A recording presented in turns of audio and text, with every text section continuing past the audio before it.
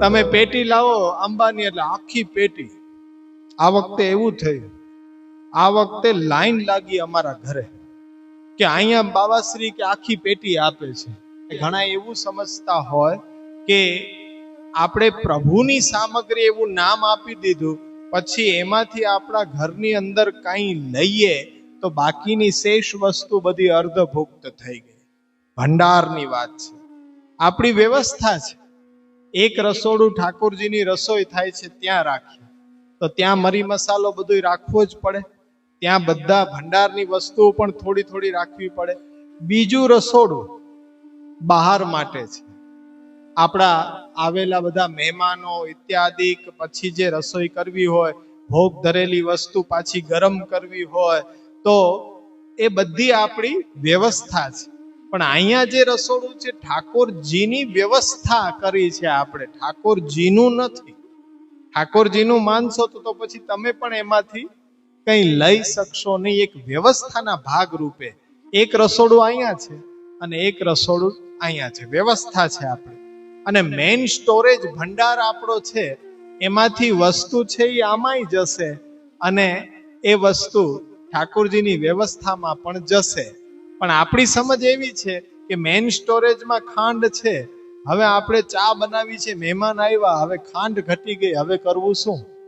હવે ભંડારમાંથી કાઢશું તો બાકીની શેષ જેટલી ખાંડ છે એ બધી કે અર્ધભુક્ત થઈ ગઈ, ચાલશે જ નહીં. હવે એનો સ્પષ્ટ અને સીધો ઉલ્લેખ છે કે મેઇન સ્ટોરેજ છે ને કરિયાણાની દુકાન સમજો. કરિયાણાની દુકાન સમજો, કરિયાણાની દુકાનની અંદર થી વૈષ્ણવો પણ લઈ જતા હોય સીધો, અને વૈષ્ણવ ન હોય એ પણ લઈ જતા હોય. તો ત્યાં કેમ ચાલે છે? તો બધી વાતનું સોલ્યુશન ત્યાં આવી જશે કે એવું નથી. ઘરમાં મેવો લઈને આવો છો, નાનો બાળક છે, એને ખ્યાલ આવી ગયો કે આ સફરજન લઈને જાય છે અને સફરજન માંગી લે તો આપણને એમ થાય કે ઓહો, હવે એ અર્ધભુક્ત થઈ ગયો. પણ ટીકાકારો એમ કે છે કે જ્યાં સુધી આપણો ઇન્દ્રિયનો વેપાર ન થાય એ વસ્તુની અંદર સાક્ષાત, ત્યાં સુધી વસ્તુમાં દોષ આવતો નથી. તમે કઈ સામગ્રી સિદ્ધ કરતા હશો તો સુગંધ બાજુવાળાના ફ્લેટમાં જશે, એને તો રોકી નહીં શકો. એને સુગંધ લઈ લીધી કે આ સામગ્રી બની રહી છે આજે તમારા ઘરમાં, ત્યારે આપણે એમ કહીએ કે ઓહો, હવે તો આ સામગ્રી ન ચાલે, અર્ધભુક્ત થઈ ગઈ. પણ એ ખાલી એનો જ દોષ છે. એને ખાલી એ સુગંધ લઈ લીધી તો એનાથી એનો દોષ છે એ સામગ્રીમાં નથી આવતો. પણ એને ખાવા માટે પ્રયત્ન કરે ને ખાઈ જ લે આવીને તો એ અર્ધભુક્ત થશે. આ સ્પષ્ટ સિદ્ધાંત છે અર્ધભુક્ત વસ્તુનો, કે અર્ધભુક્ત વસ્તુ એટલે આપણી ઉચ્છિષ્ટ જૂઠણ એ ઠાકોરજીને ન આવવી જોઈએ. તો વ્યવસ્થા એકદમ સરળ થઈ જશે કે ભાઈ ઘરની અંદર વ્યવસ્થા કહેતા હોય, ઘણા એમ કહેતા કે બહારથી લઈ આવીએ તો મનમાં એવો ભાવ આવે કે ઠાકોરજી માટે લાવ્યા છીએ તો શું કરવું? અરે એ તો આપણો ખાલી ભાવ છે. વ્યવસ્થાના રૂપે જે પણ કાંઈ વસ્તુ લઈએ છીએ એ આપણા પ્રભુ માટે જ તો લઈએ છીએ, અને પ્રભુને ધરી અને પછી આપણે પ્રસાદના રૂપમાં એનો ઉપભોગ કરીએ છીએ. તો એ જ વસ્તુ હવે આવી રહી છે કે જો પહેલા તો એમ કીધું અસમર્પિતનો ત્યાગ કરો, પછી દરેક વસ્તુ પ્રભુને નિવેદિત કરો, અને નિવેદિત કરવામાં પણ અર્ધભુક્ત છે એ વસ્તુ પ્રભુને નિવેદન કરવી નહીં. તો લૌકિક વ્યવહાર ચલાવો કેમ? તો ત્યાં એ 6થા શ્લોકમાં તસ્માદ આદો સર્વ કાર્યે સર્વ વસ્તુ સમર્પણમ દત્તા અપહાર વચનમ તથાચ સકલમ હરે. એટલે તસ્માદ તેથી, આદો એટલે પ્રારંભમાં જ, દરેક કાર્ય કરતા પૂર્વે પ્રારંભથી જ, સર્વ કાર્ય બધા કાર્યો, સર્વ વસ્તુ બધી જ વસ્તુ પ્રભુને સમર્પિત કરી દો. દત્તા અપહાર, દત્તસ્ય અપહાર, દત્ત એટલે આપવું, ભેટ કે દાનના રૂપમાં, પછી અપહાર, પાછી એ વસ્તુ આપણા ઉપયોગમાં લેવી. તથા ચ સકલમ હરે, એટલે જે કાંઈ વસ્તુઓ પ્રભુની છે એ વસ્તુઓ આપણા ઉપયોગમાં ન લઈ શકાય. ન ગ્રાહ્યમ ઇતિ વાક્યમ હિ ભિન્ન માર્ગ પરમ મતમ. હવે આ જે દત્તસ્ય અપહારનું વચન છે ને, કે દીધેલી વસ્તુ પાછી આપણા ઉપયોગમાં ન લેવી, એ અન્ય માર્ગ એટલે કર્મ ઉપાસના માર્ગનો નિર્દેશ ત્યાં કર્યો છે. કે કર્મ ઉપાસના માર્ગની અંદર મર્યાદા માર્ગનું આ વિધાન છે, પુષ્ટિ માર્ગની અંદર એ સ્વીકાર્ય નથી. આ મત જે આ વિચાર, મતમ એટલે વિચાર, એ અન્ય માર્ગનો છે કે જે પુષ્ટિ માર્ગ સિવાયના માર્ગોની અંદર આવો નિયમ, પૂજા માર્ગ ચાલતો હોય તો ત્યાં અવશ્ય નિયમ છે કે ભાઈ જે દીપક, જે દીવડો પ્રભુની સેવામાં આપણે પ્રકાશ માટે કર્યો હોય તો એનો પ્રકાશ પણ આપણા ઉપયોગમાં લઈ શકાય નહીં, એવું વિધાન શ્રીમદ ભાગવતની અંદર એકાદશ સ્કંદમાં આવી રહ્યું છે. તો ત્યાં પુરુષોત્તમજીની જે વ્યાખ્યા જોશો તો તેની અંદર જેટલા શ્લોકો પૂજા વિધિ કર્મ માર્ગ પરક છે તેને આપ ગણાવી રહ્યા છે કે ઉદ્ધવજીને બતાડ્યો છે તો એ મર્યાદા માર્ગની રીત બતાડી છે. પણ અહીંયા તો શું લાગુ પડશે કે જેમ ઉદ્ધવજી કહે છે કે હે ભગવાન, અમે આપના દાસ છીએ, આપના દ્વારા ભોગવાયેલી દરેક વસ્તુને પ્રસાદ રૂપે અમે અમારા જીવન નિર્વાહ માટે ઉપયોગ કરી રહ્યા છીએ, તો એનાથી જ અમે આપની માયાને જીતી શક્યા છીએ. આ વિધાનથી બતાડે છે કે ભક્તિ માર્ગની અંદર તો એ દત્તસ્ય અપહારનો નિયમ લાગુ પડતો નથી, કારણ કે અહીંયા દાન થતું નથી, અહીંયા સમર્પણ છે, અહીંયા માલિકી છે આપણી કેન્સલ નથી થતી, પણ માલિકી આપણી જ રહે છે.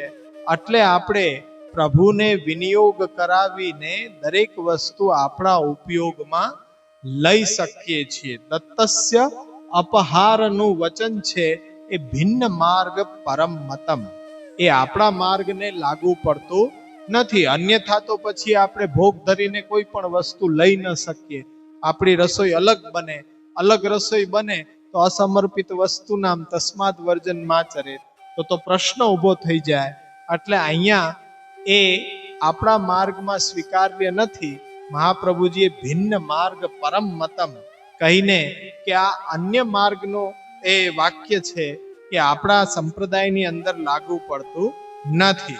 તસ્માદ આદૌ સર્વ કાર્ય, એટલા માટે એની પાસેથી આપણે ખરીદવા જોઈએ. ફૂલ લઈ આવે છે, એની વાડીના છે, તે જ મોટો પ્રશ્ન છે કે આપણી સત્તામાં ક્યારે આવશે કે જ્યારે આપણે એનું મૂલ્ય ચૂકવી દેશું ત્યારે આવશે. પણ એ ન લેતા હોય તો આપણે બે હાથ જોડીને ત્રીજું માથું કે ભાઈ અમે ફૂલ સ્વીકાર નહીં કરીએ જ્યાં સુધી એનું મૂલ્ય તમે અમારી પાસેથી ન લ્યો ત્યાં સુધી. એનું શ્રેષ્ઠ ઉદાહરણ કિશોરીબાઈની વાર્તામાં છે. કિશોરીબાઈની ઘરે સુંદર સામગ્રી, કાચો સીધો વૈષ્ણવો ધરી ગયા હતા અને કિશોરીબાઈએ સિદ્ધ કરીને રસોઈ ઠાકોરજીને ભોગ ધરી. ઠાકોરજીએ સ્પષ્ટ જણાવ્યું કે આજે હું ભૂખ્યો રહી ગયો, મેં રાજભોગ આરોગ્યો નથી. કેમ? રોજ કરતા પણ ઉત્તમ સામગ્રી આપને મેં આરોગાવી છે આજે. પણ એમ કીધું કે અહીં તો હું તારી જ સત્તાનો ઉપભોગ કરવા માટે બિરાજું છું, બીજાની સત્તાનો ઉપભોગ કરવા માટે હું અહીંયા બિરાજો નથી. એટલે તે કેમ આવું કર્યું? બીજાની લાવેલી સામગ્રીમાંથી રસોઈ કરીને મને ભોગ કેમ ધર્યો? એટલે હું નથી આરોગ્ય. સ્પષ્ટ પ્રભુએ સ્વીકાર કરશે નહીં કે જે આપણે ભલે ગમે તે રીતે આપણું મન મનાવીને પણ પ્રભુની સેવામાં એ વાપરી દીધું. પ્રશ્ન ત્યાં જ ઊભો થશે કે એવો વ્યવહાર જ્યાં ચાલતો હોય ત્યાં આપણને નિમંત્રિત કરવામાં આવે ત્યારે આપણે કરવું શું? કારણ કે પ્રભુ લેતા નથી. હા, અપવાદિક પરિસ્થિતિની અંદર કે જ્યાં ઠાકોરજી પધરાવાનો વ્યવહાર હોય, જ્યાં ઠાકોરજી પધરાવાનો વ્યવહાર હોય તો એના ઠાકોરજી તમારે ત્યાં પધારતા હોય, પણ આવો વ્યવહાર એક કે બે વ્યક્તિ સાથે હોય, પણ એનાથી જો વિસ્તાર થઈ જાય, એટલે જ મેં સમજાવ્યું હતું કે એકદમ પ્રમાણિક રહેવું. અપવાદિક પરિસ્થિતિ હટી જાય પછી પ્રતિપ્રસવમાં આવી જવું, પાછું નિયમ હતા તે જ નિયમને પાલન કરતા રહેવું જોઈએ. જેમ કે તસ્માદ આદો સર્વ કાર્ય, પ્રારંભથી જ પ્રભુને દરેક વસ્તુ નિવેદિત કરીને પછી વ્યવહાર ચલાવવો હોય, પણ અમુક કર્મો એવા છે કે જે અનવસરના સમયમાં નિભાવ કરી જ દેવા પડતા હોય, અથવા કોઈ ઘરમાં ન હોય, અન્યત્ર જગ્યા ઉપર હોઈએ, ત્યારે આપણે એ આકસ્મિક કોઈ કાર્ય એવું આવી પડે કે ત્યારે કરવું જરૂરી જ છે, તો ત્યારે શું કરવું? એ કાર્ય પ્રભુને આપણે સમર્પિત તો નથી કરી શકતા એ જ સમયે. ઠાકોરજી અનવસરમાં બિરાજી રહ્યા છે અને ત્યારે ને ત્યારે આપણે પૂર્ણ કરવું જરૂરી છે.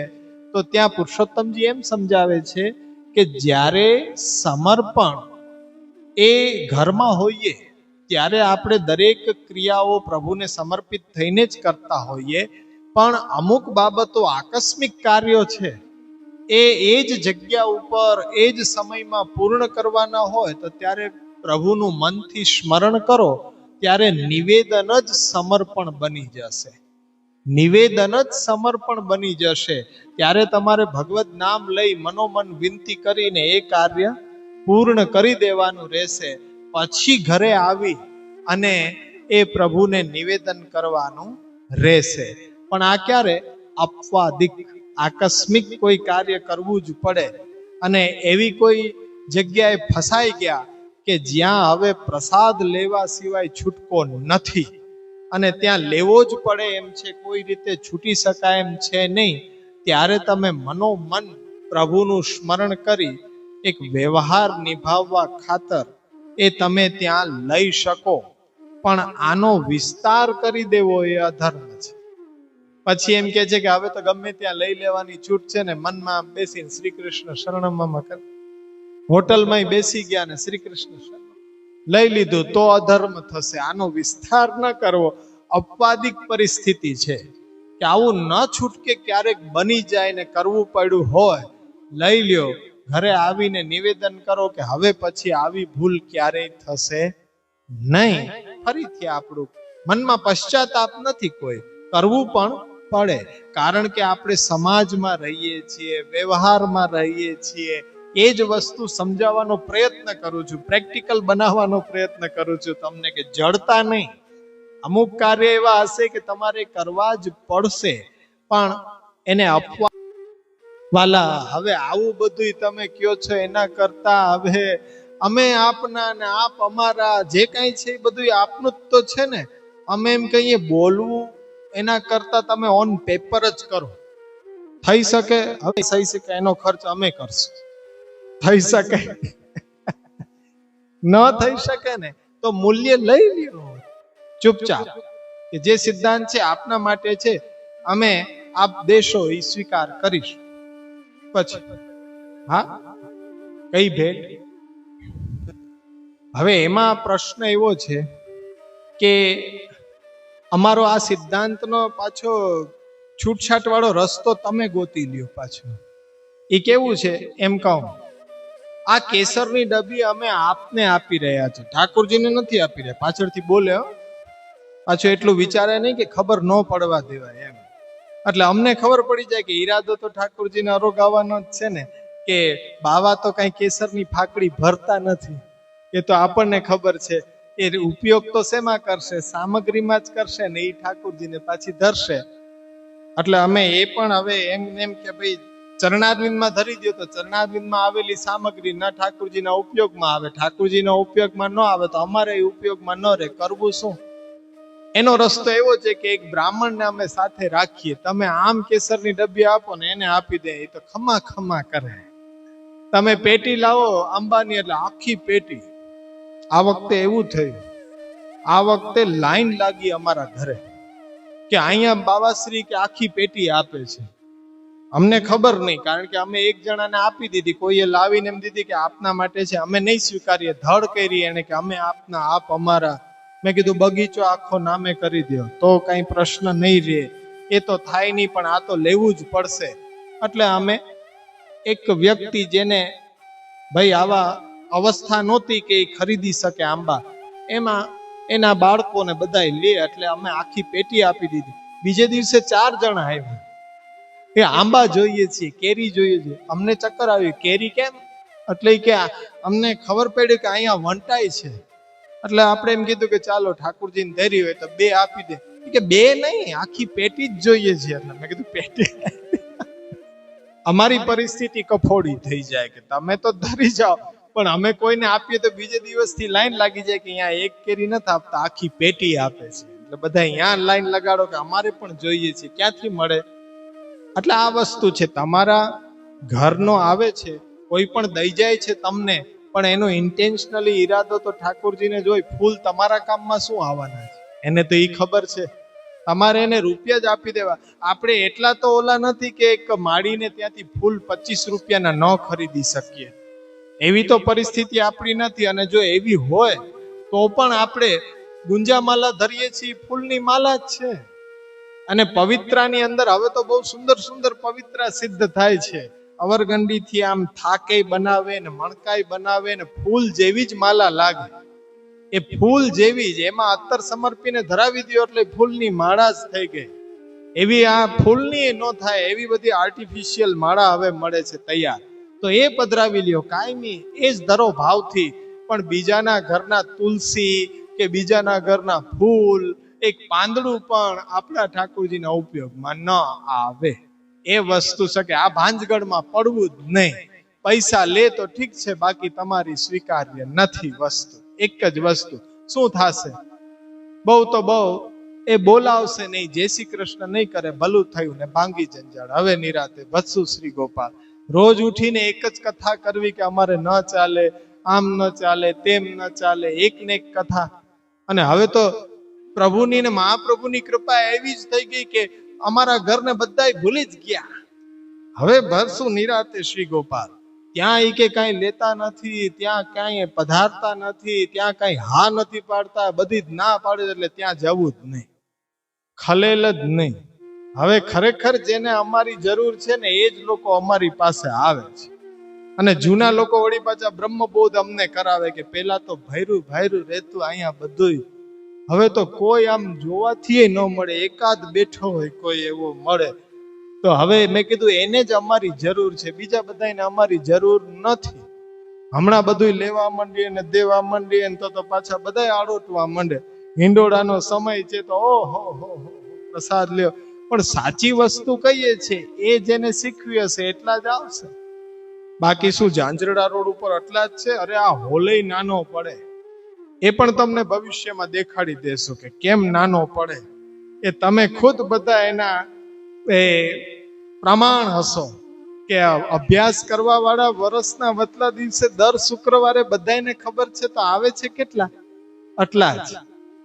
પણ કઈક હમણાં કાર્યક્રમ ગોઠવીએ અને એમ કહીએ કે અલ્પાહાર કે પ્રસાદ અહીંયા લેવાનો છે, આ ઓછું પડે, બારે પાછું બધાને રોકીને બેસાડવા પડશે. જગ્યા ની તમે ખુદ પ્રમાણ હશો. ત્યારે એવી જાદુગરી આપણે કરશું ત્યારે તમને ખુદ એ બધું આંખે દેખો એમ ખબર પડી જાય કે શુક્રવારે તો આવતા નથી, આજે કેમ આવે. આપણો ભાવ એવો છે કે અભ્યાસ ન કરે પણ આપણા સંસર્ગમાં આવે, આપણી સાથે સંગઠનની અંદર સંગઠિત થાય. ભલે પ્રસાદનું બાનું નથી, પણ એને કીર્તન, રાસ, ધોળપદ એમાં અભિરુચિ હોય, અભ્યાસમાં નહીં હોય. પણ આપણું એક વિચારધારા એવી છે કે એને આપણે ભલે રાસ, કીર્તન, ધોળમાંથી સત્સંગની અંદર આપણે વાળવા છે. એવું સામર્થ્ય તો આપણા બધાયમાં હોવું જોઈએ ને. ભીનું કપડું કોરા કપડાને અડે તો એ પણ ભીનું થઈ જાય. તો વૈષ્ણવતા આપણી અંદર હોય, નિષ્ઠા મહાપ્રભુજીની હોય, તો એ બાને પણ આપણે અહીંયા ઉપસ્થિત થાય તો અવશ્ય આ વાતાવરણ એવું બનાવવા માંગીએ છીએ કે તેને આકર્ષે. અને એ અવશ્ય વાતાવરણ અહીંયા નિર્માણ થાય કે જે મહાપ્રભુજીના વચનોની અંદર નિષ્ઠતા વાળા છે એ જો 2-2 કલાક બેસીને મહાપ્રભુજીના વચનો ભણતા હોય, પછી અહીંયા કાયમી આવનારને એ વાઇબ્રેશન તો અવશ્ય આવશે જ, અને એ લોકો અહીંયા અભ્યાસ પણ કરશે જ. એટલે અહીંયા આપણે એવું નથી કે ન કરવું. એ રાસ ધોળપદ સત્સંગ એ આપણા ભક્તિનું જ અંગ છે, અને એ નિસ્વાર્થ ભાવે આપણે અહીંયા એ કાર્યક્રમો કરશું. પણ કહેવાની વાત એ છે કે એ લોકોને હજી સન્માર્ગ તરફ દોરવા માટે આપણે બધાએ મહેનત કરવી પડશે. આવતા વખતે આ 6ઠ્ઠો અને 7મો બંને શ્લોક લેશું, અને પછી અંતિમ 8મો શ્લોક એ એકાદશી પહેલા આપણે પૂર્ણ કરવું છે. અને પવિત્ર એકાદશીને દિવસે વિશેષ વર્ગ રાખવો છે કે આપ બધાના સૂક્ષ્મ વિચાર, સિદ્ધાંત, રહસ્ય ઉપર એક શ્લોક ઉપર આપ સૌ તૈયારી કરી અને મહાપ્રભુજીના ગુરુ પૂજનની અંદર પોતાના વાક પુષ્પોથી મહાપ્રભુજીના ચરણારવિંદનું એ પૂજન કરો. તો એ સમય દરમિયાન કંઈ પણ પ્રશ્ન હોય, કેવી રીતના એ તૈયારી કરવી, કારણ કે તરત જ એક પેપર આવશે. આપણી પદ્ધતિ છે, એક ગ્રંથ પૂરો થાય એટલે MCQ નું પેપર આવે તમારા હાથમાં, અને એ તમે એ ભરો એટલે તમે તૈયાર પણ અવશ્ય થઈ જાઓ કે કરેલો અભ્યાસ. એમાં કંઈ ન આવડતું હોય તો અહીંયા પૂછવાની પણ છૂટ છે કે આ પ્રશ્ન સમજાતો નથી, તો એ મારા WhatsApp ઉપર મૂકીને પૂછવાની પણ છૂટ છે. પણ તૈયારી બધાએ અવશ્ય કરવાની. મહાપ્રભુજીની સેવા છે, તો એ મહાપ્રભુજીની સેવા આપણે બધાએ કરીશું. અને આશ્રયનું પદગાન કરી અને મને જણાવ્યું હતું કે એમને વર્ગ વિશે પોતાના વિચારો રજૂ કરવા છે. તો આશ્રયનું પદગાન થઈ જાય પછી એ ઉપસ્થિત હોય તો અવશ્ય અહીંયા આગળ આવી અને વર્ગ વિશે પોતાનો જે પણ કાંઈ ભાવના છે તો એ અવશ્ય બતાડી શકશે. પહેલા આશ્રયનું પદગાન કરીએ, પછી 5 મિનિટ એમને પણ આપણે સાંભળીશું. દ્રઢયિન ચરનાન કેરો ભરોસો, દ્રઢયિન ચરણ ચેરો ભરોસો, દ્રઢયિન ચરનન કે, દ્રઢયિન ચરનન કેરો ભરોસો, દ્રઢયિન ચરનન કે. શ્રી વલ્લભાધીશ કી, શ્રી ગોપીનાથજી પરમ દયાલ કી, શ્રી ગુસાઈજી પરમ દયાલ.